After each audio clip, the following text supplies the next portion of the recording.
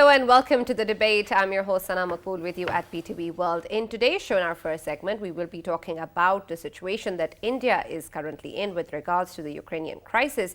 We know, of course, that since this crisis has developed, there are many countries whose foreign policy decisions have been affected, and India is a prominent one in that. Of course, it is trying to play a balancing act between its Western allies and Russia as well. But somehow it seems to be failing. Its neutral stance does not seem to be looked at as neutral anymore. There's a lot of pressure from the US and Western allies, the European Union, and of course Russia as well. In a recent statement that has come from the US, it has stated that India needs to be on the right side of history. And this has come with reference to the deal between India and Russia moving forward in terms of obtaining oil from Russia. Whether or not India actually goes ahead with that, with regards to how warning signs have been given from the US, is still a question mark. But of course, at the moment, we understand that this is a huge balancing act that India is trying to play. How far can it actually go in terms of doing that? How far and what cost is it willing to give in terms of its relations with the US and Russia is what we're going to explore in further detail in our first segment of the show today.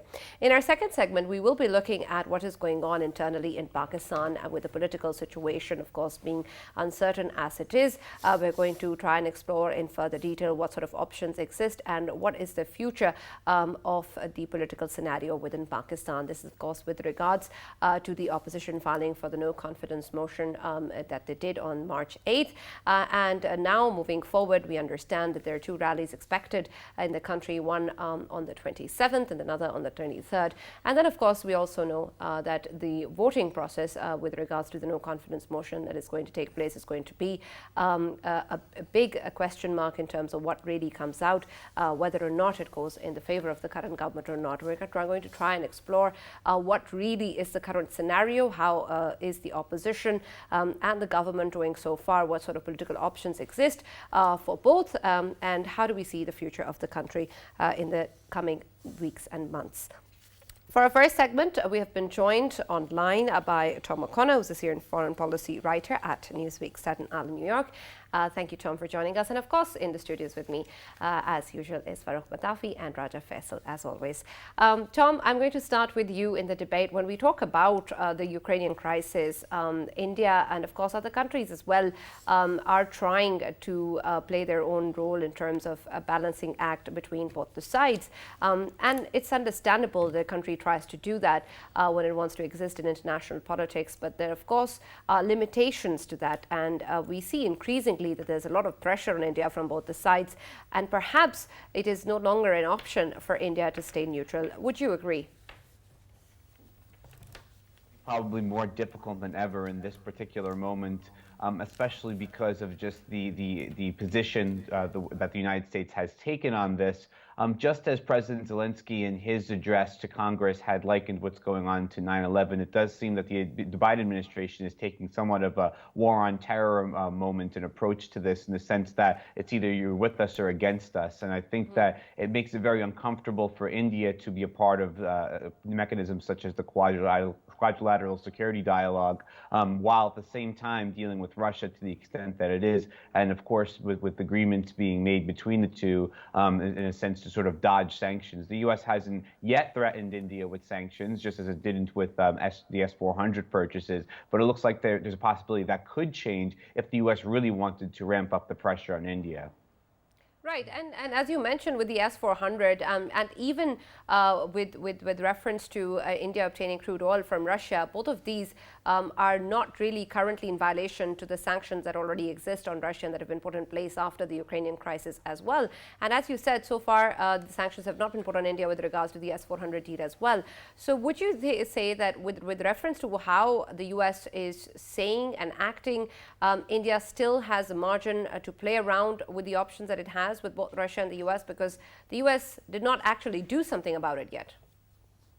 Yeah, I mean, it's clear that when it comes to the U.S. and virtually any country, I think that there's as much flexibility as there is priority in foreign policy relations. So when I say that, I mean that a country like India, which obviously the U.S. finds very important, and its broader strategies, both when it comes to as far as defense ties, and also, of course, the Asia Pacific region, the Indo Pacific region, as they term it.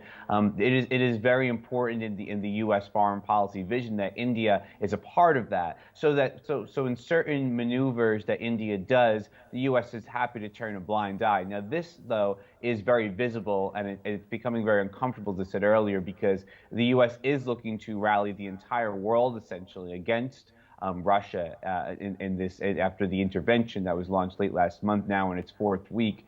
And so I think that when we look at countries that haven't yet overtly condemned Russia, they're quite few, and the two major ones really are China and India. And I think that the U.S. is quite visibly trying to put pressure on both of them. Now, the degree to which that works, I think, remains to be seen, of course. I think India still right now has some room to maneuver. I think it's not as much as it would like to. I think it will probably look to Russia to find ways to sort of sweeten the deal, per se. And how that plays out, we'll have to see, actually. Tom, looking at the current obviously defense equipment they buy from the Russians. If we talk about Navy, of course, the front lines of the Navy, they are Russian. If we talk about the squadrons of Air Force, Indian Air Force, they are Russian. And if we talk about the army equipments, they are getting Russians. If we talk about the tanks and everything. So is it possible that right now, of course, they can't move away from Russia because they are facing an weapon integration problem within their forces, and in coming future, slowly and steadily, they will be obviously going away from Russia and going towards US. Can we say that?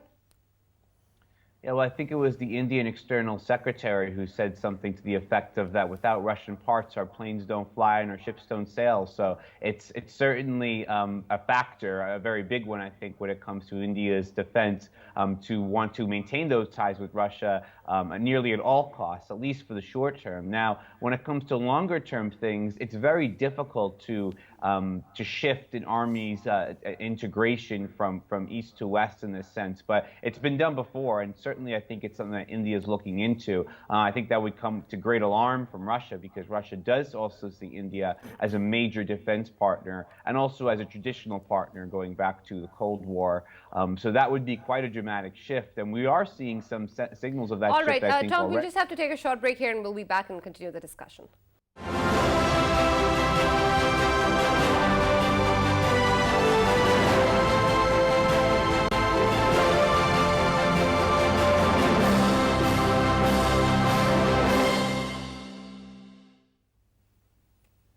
Welcome back to the debate. We were discussing the ongoing situation with reference to the Ukrainian crisis and, of course, India's precarious position in this regard. Farrukh, when we talk about the situation that India currently is in, there is, of course, talk that the balancing act that India is trying to play, or the neutral stance that it is putting forward, is tilted towards the Russian side and is only appeasing Russia and not the Western US guys, which means that perhaps it is not as neutral as they want it to be. Is that the case? Right, and that is something very intriguing. India has this bad habit of running with hare and hunting with hounds, right? It tries to actually play everyone against everybody else. But this is the moment of truth when it is confronted by a clear choice. It cannot take that choice, and that's why it is literally a damsel in distress. You can see how they are behaving right now, because they want to procure oil from Russia, and you have seen the statement coming from Jen Psaki, no less. It is White House, White House's spokesman, who is reminding India of its place in history and how exactly to make that choice. So that becomes a serious issue, right? And India will continue to actually bring itself down, because we have seen that the current government doesn't have the kind of soft power or finesse to manipulate the situation to its advantage. But with your permission, I had a question that I wanted to put to Tom. I can see that he is with us. Tom, if you can hear me, there was one question regarding oil procurement and then the food crisis that might be actually brewing at this moment. I understand that together Russia and Ukraine produce somewhere around tradable 12% tradable calories of the world. If they continue to fight, it is going to mean a lot of food crisis for the entire world. Do you think that at this moment, what India does, what Ukraine does, what US does, it is going to have an impact on that at all? Or we are actually headed towards an unmitigated disaster in coming days? Tom.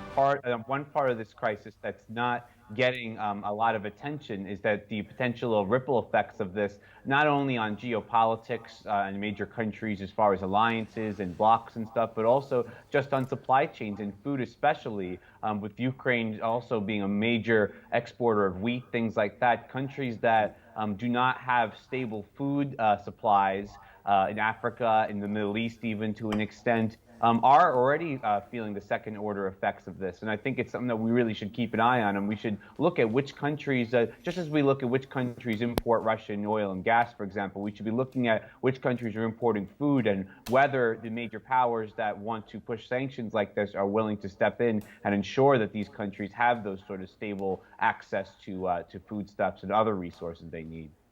All right. Right now, you are in the US, and in the US, we know about the inflation and how everybody is debating that.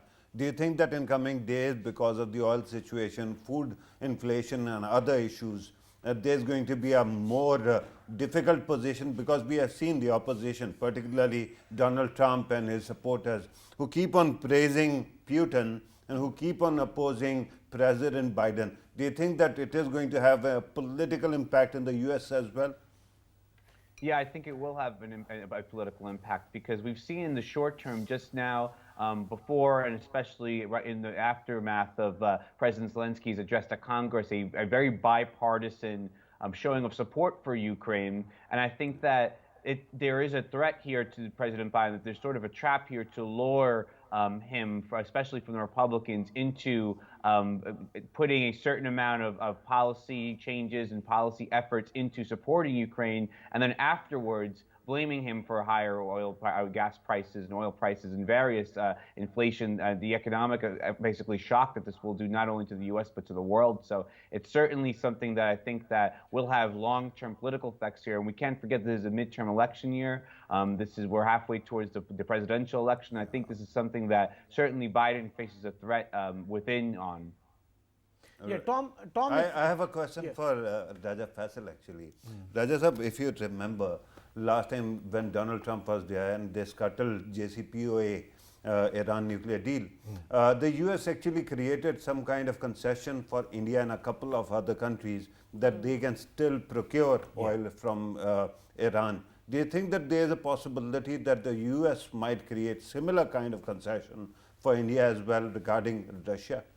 You know, but looking at the facts on ground, I mean, I think this will take place. Yes, you're right that 325,000 barrels a day crude oil was actually being exported to India by Iran. And of course, we know that there were sanctions put in place by US on Iran, but still it was going on. Same is going to take place here, and we need not to forget another factor, that is S-400 factor. Still there are no sanctions on India, and we know how quickly Turkey was sanctioned when they bought S-400. No, hang on.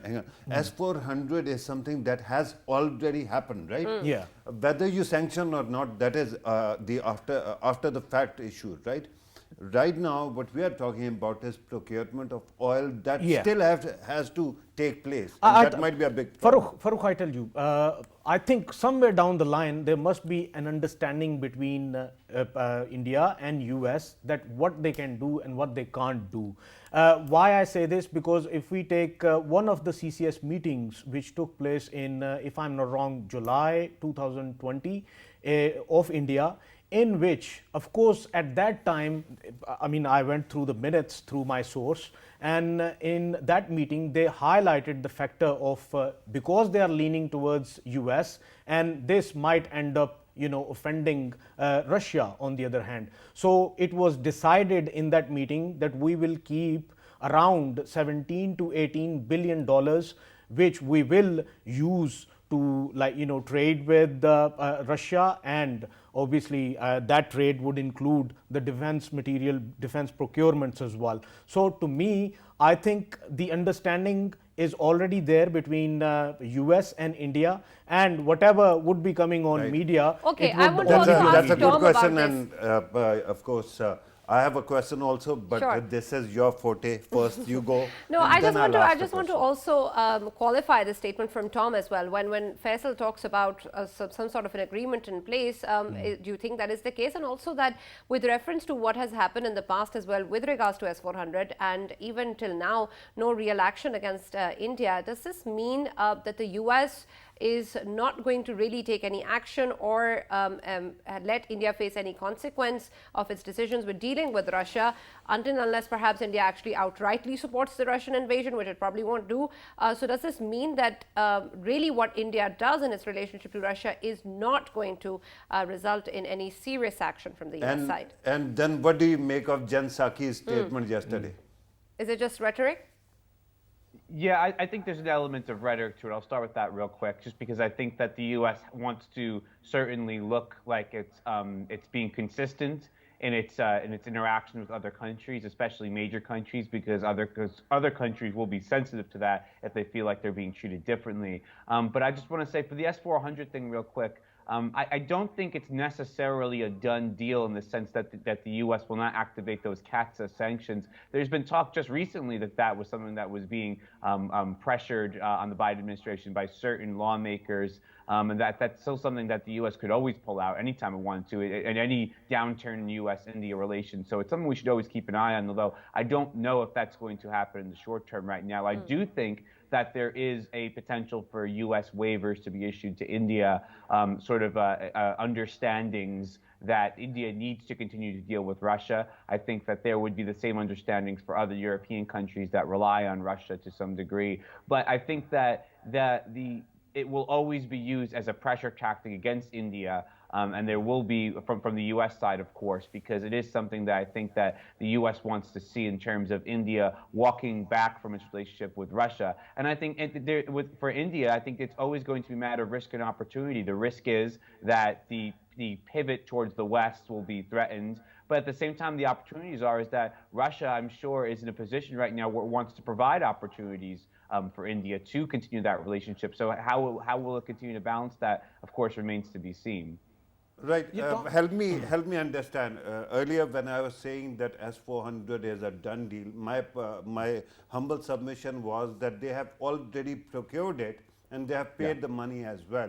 So you can use it as a lever to control India or its choices in the future, but that is the extent of it at all. The question right now is, how does India go about procuring more oil that can provide money to Russia? And the question then is, everything, when you look at all these sanctions, they seem so confusing. On one side, we know that Nord Stream 2 is not going to happen, but Nord Stream 1 is still continuing to actually ferry all the oil to Europe. So what becomes of that? How soon will we see that these sanctions are going to close all the business ties with Russia from all over the world?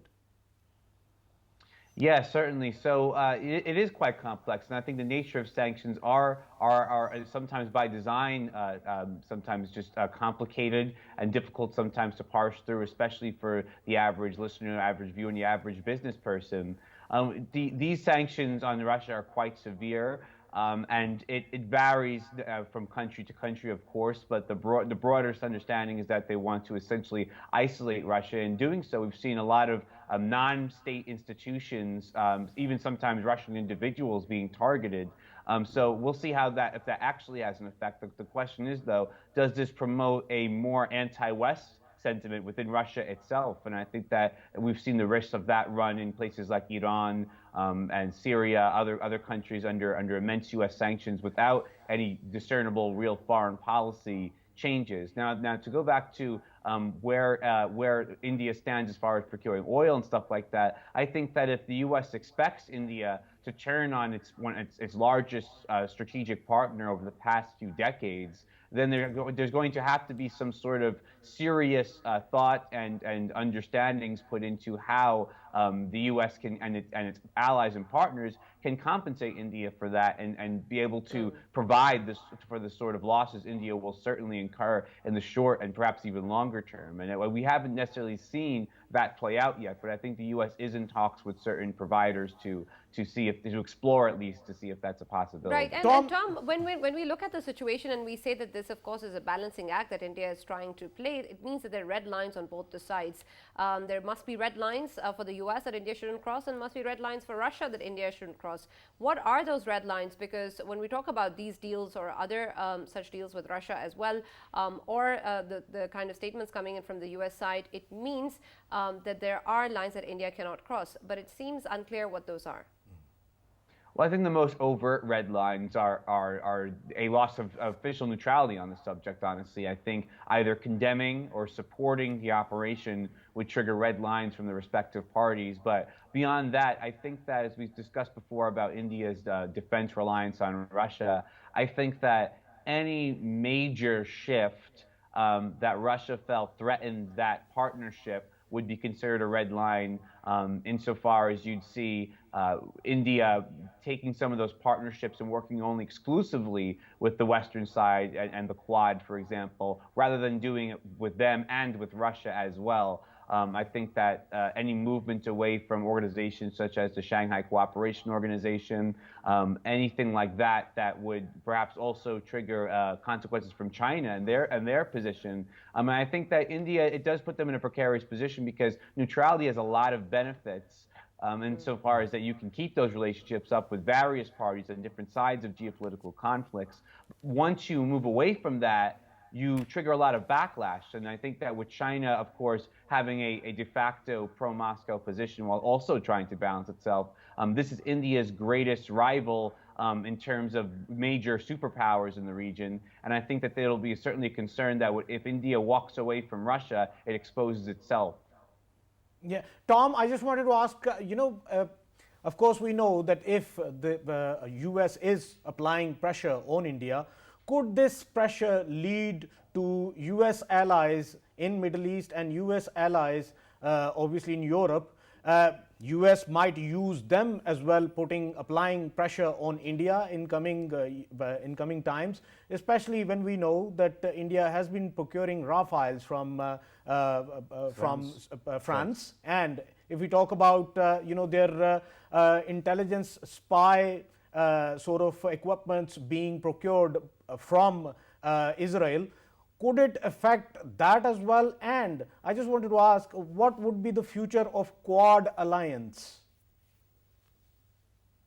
Yeah, so just as I said before that the U.S. would be in talks with allies and partners to provide India with stuff that it would lose in the event of a major shift away from Russia, I think that the opposite is also true, that the U.S. is in talks with allies and partners to find pressure points, potentially, of course, if it felt it needed to push India further. I'm not sure exactly how strong the U.S. wants to push India right now, because as we said earlier, the U.S. still finds India to be a major priority, and it wants to, I think, be careful how publicly and how quickly it pushes India, although I think there is obviously a pressure in place right now.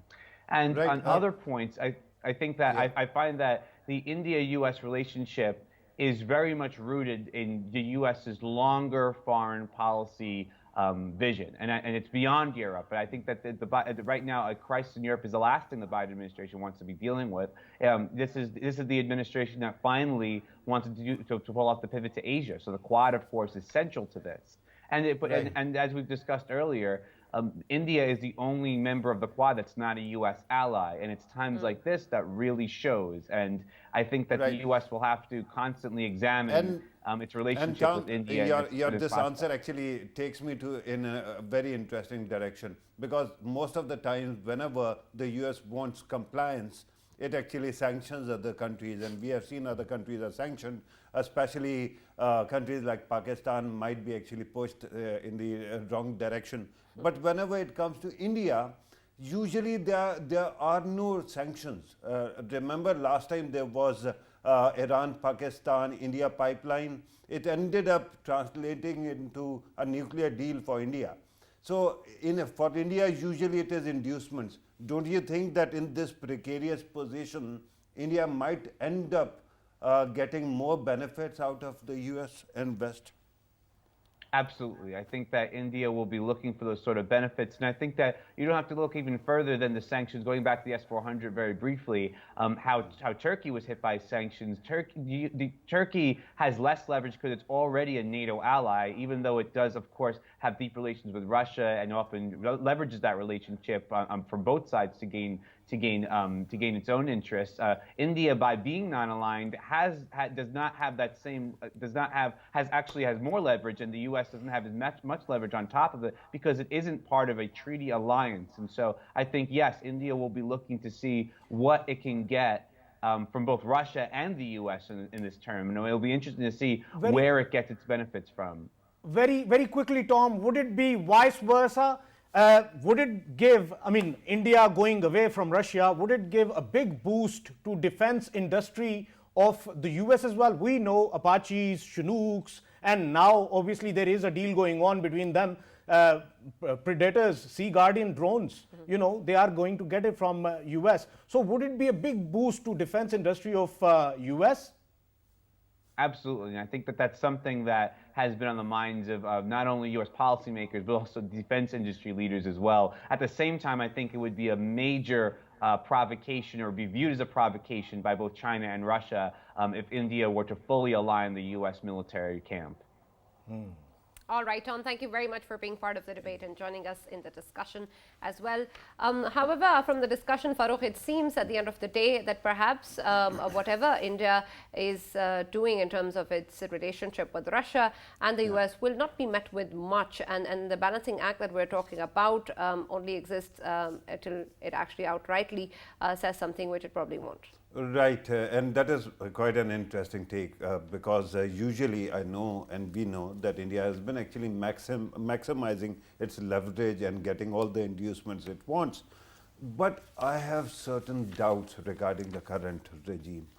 It is already a huge, I tell you, liability for all the allies, particularly their human rights record, particularly the way they have just lobbed a missile at a nuclear country like Pakistan, the way they are failing to manage the basic financial transparency in their country.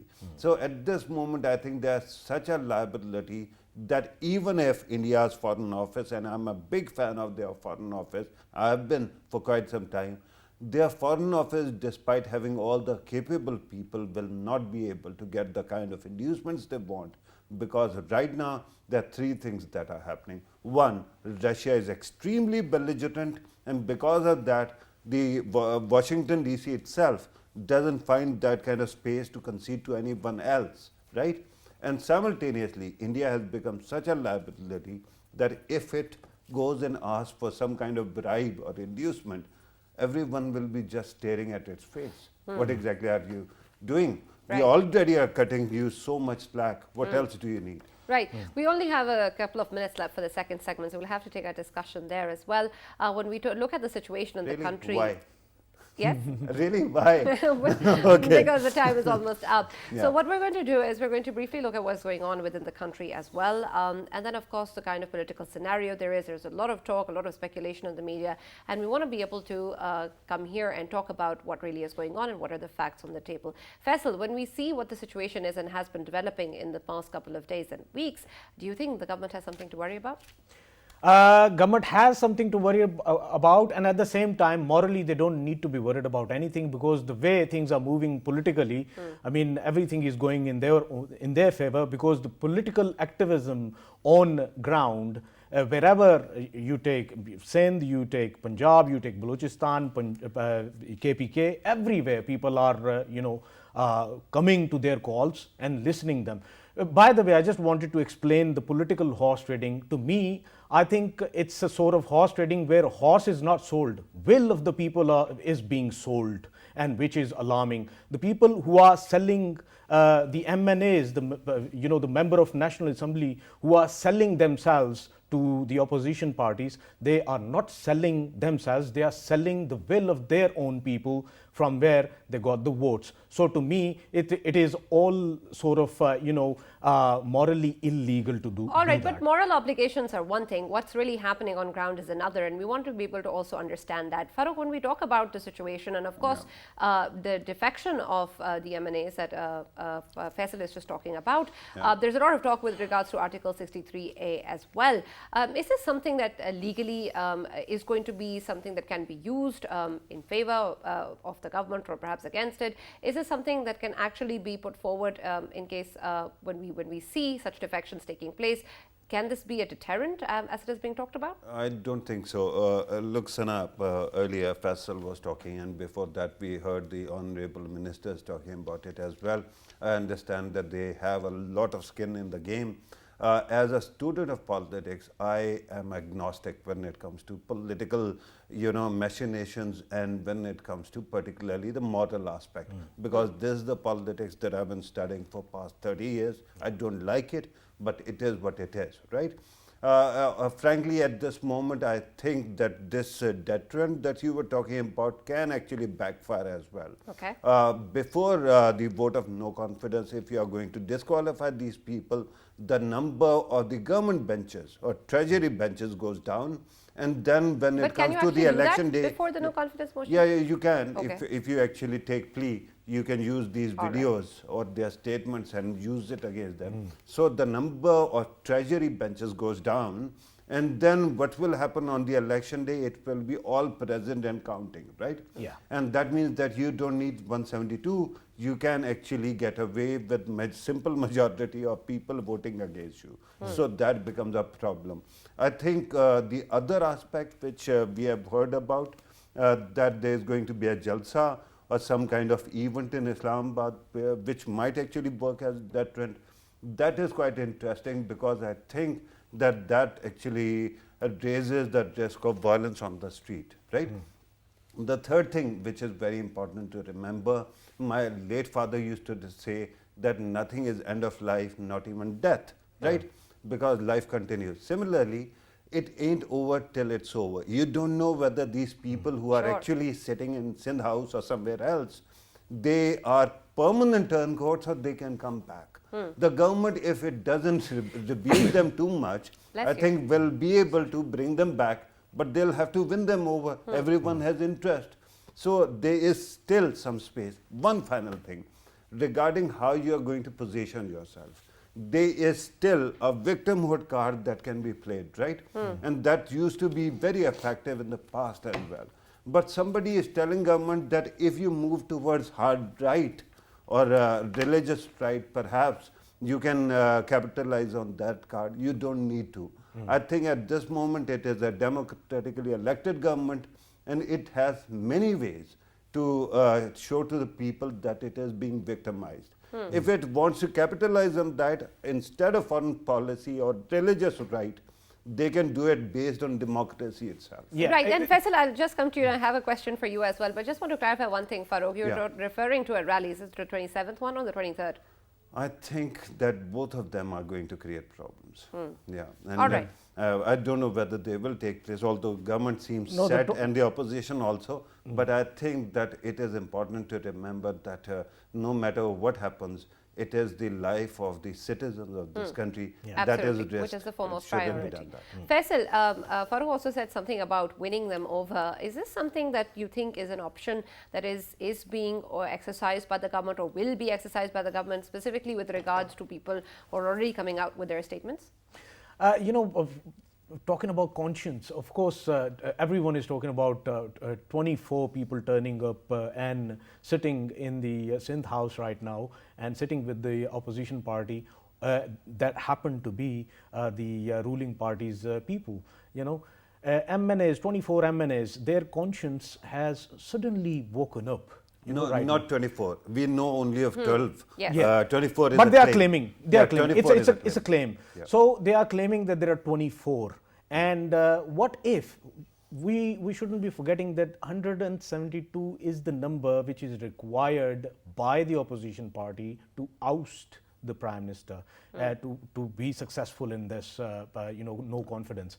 But what if there are more conscience that gets the other broken side up? also? Yeah, from the other side. So we need to look at that Right. as well. That's- So Ambitious and hopeful. No, that is interesting. But that is very look, it hang on, it hang on, has hang on. taken place in It past can. as well. Raja Sahab, Absolutely. here's the thing.